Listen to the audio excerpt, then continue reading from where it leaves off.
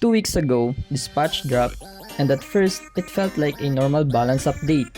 A few buffs, a few nerfs, nothing too crazy. But now that players have actually spent time with it, ranked games, scrims, even high-level play, it's clear we got it wrong. Because the meta right now is completely different from what people expected on day 1. Some heroes that look broken aren't dominating.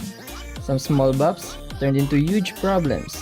And one change is quietly controlling how the entire map is played right now.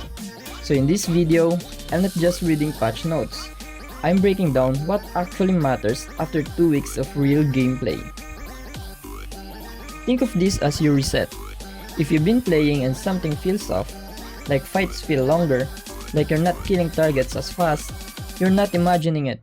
The game has slowed down, and once you understand why, you'll start winning more consistently again. Let's start with Nezha, because this is where most people got baited. When the patch first dropped, everyone focused on one thing.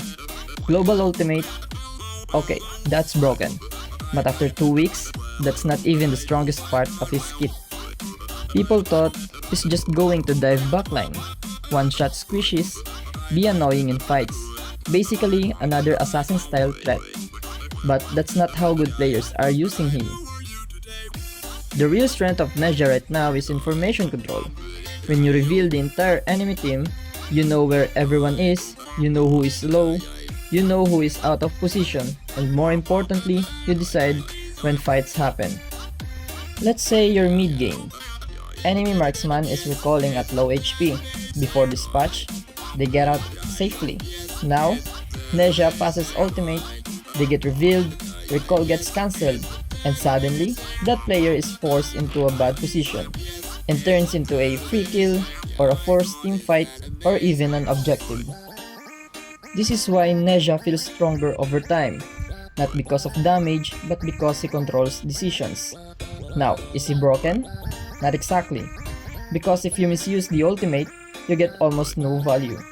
But if you understand timing and macro, he becomes one of the most impactful heroes in the game. And here's the crazy part, even if Nezha didn't exist, this patch would still shift the meta because of what happened to fighters. 2 weeks ago, people saw small number buffs, and they ignored them, but now, fighters are dictating how games are played. And this patch didn't just buff heroes, it changed the type of fights happening. Before, we have quick bursts, fast kills, and short trades. Now, we have longer fights, more healing, and more second chances. And first in our list, let's talk about Byron, the Sustain King. Because this is the perfect example of a small buff turning into a big problem. In actual games, he survives longer, he heals more, and the longer the fight goes, the stronger he feels. Because, for example, you go in thinking you can kill him, you commit your skills, but he doesn't die.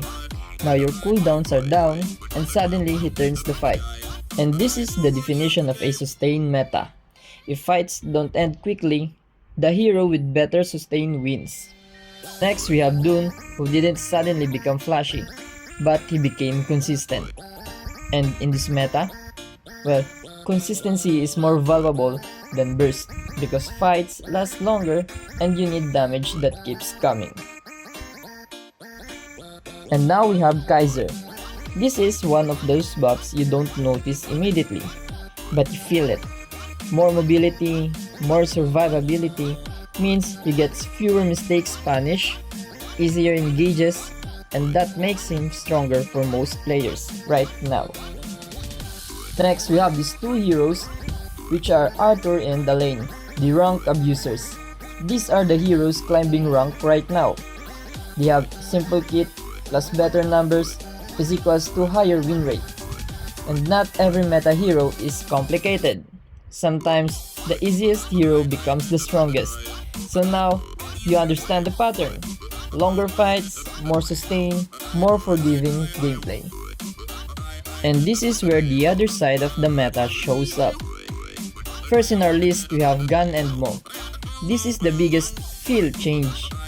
Before, if you land this combo ultimate enhanced skill, you automatically burst squishy heroes and peel off a chunk of HPs to the enemy's front line. But now, if you land your combo, there's a higher chance that the enemy's marksman or mage will survive. Basically, in the sustained meta we have, it's not simple enough anymore, but still this hero is still okay for poking enemies. Next we got Fuzzy and Dharma. Well, these guys are the currently meta heroes in Pro League, and these aren't huge nerfs, but in this kind of meta, small nerfs matter more. Because fights last longer, every bit of healing or damage matters. And what I'm trying to convey is, even though they are a go-to pick heroes because of their hard CC skills, a slight change in their sustain still hurts their performance as a clash laners. Next, we have Luara. This is where a lot of players struggle, especially those newbies trying her out. With those crazy attack speed and damage she has in late game, her scaling is really scary. But she's weak in early stages, and it really hurts her build up from the start. Which means, if you fell behind and cannot recover from the slumps, especially in solo queue, well, you're simply useless. And next, for my honorable mention, which is my favorite thing that happened in this patch, is none other than Fatty, my sustain king in this meta. With his dueling and crazy lifesteal from his passive, Fatty really fits perfectly into this meta. This guy is like a cannon on the loose who could really 1v1 anyone.